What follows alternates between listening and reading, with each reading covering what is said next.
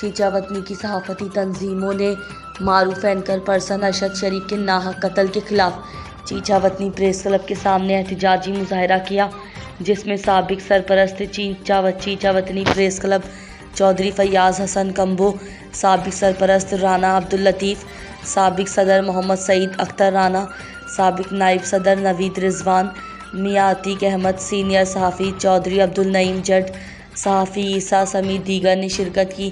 اس موقع پر سابق سرپرست چودھری فیاض حسن کمبو نے خطاب کرتے ہوئے کہا کہ معروف صحافی و اینکر ارشد شریف کا قتل پاکستانی صحافیوں کے ساتھ بہت بڑا واقعہ ہے۔ وہ نڈر ہیں، بے باک اور دلیر صحافی تھے۔ ارشد شریف کا قتل صحافیوں کی آواز دبانے اور قدغن لگانے کے مترادف ہے۔